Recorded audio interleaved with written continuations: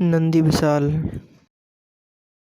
दान में प्राप्त बछड़े को एक ब्राह्मण ने बड़े ही मेह के साथ पाला पोसा और उसका नाम नंदी विशाल रखा।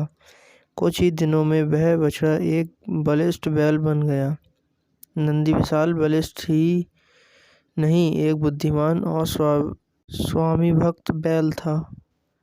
उसने एक दिन ब्राह्मण के प्रति कृतज्ञता ज्ञापित करते हुए कहा, हे ब्राह्मण, आपने बरसों मेरा पालन पोषण किया है।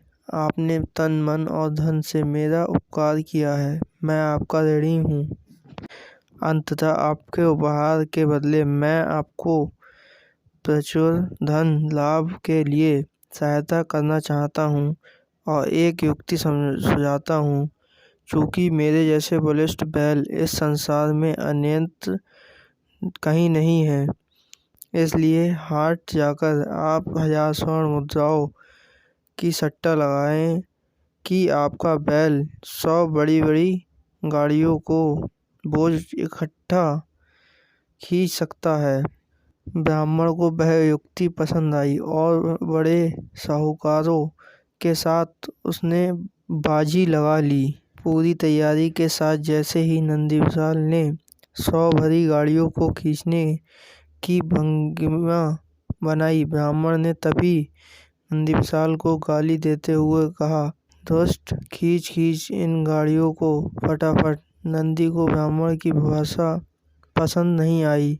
वह रुष्ट होकर वह जमीन पर बैठ गया। फिर ब्राह्मण ने हजारों युक्तियां उसे उठाने के लिए लगाईं, मगर वह टस से मस न हुआ। साहूकारों ने ब्राह्मण का अच्छा मजाक बनाया और उससे उसकी 1000 स्वर्ण मुद्राएं भी ले गए। दुख और अपमान से प्रताड़ित वह हारा जुआरी अपने घर पर एक खाट पर लेटकर विलाप करने लगा। तब नंदी विशाल को उस ब्राह्मण पर दया आ गई और वह उसके पास गया और पूछा, हे ब्राह्मण, क्या मैंने आपके घर पर किसी भी चीज का कोई नुकसान कराया है या कोई दुष्टता या धृष्टता की है? ब्राह्मण ने जब नहीं में सिर हिलाया तो उसने पूछा, क्यों? आपने मुझे सभी के सामने भरे बाजार में दुष्ट कहकर पुकारा था। ब्राह्मण को तब अपनी मूर्खता का ज्ञान हो गया।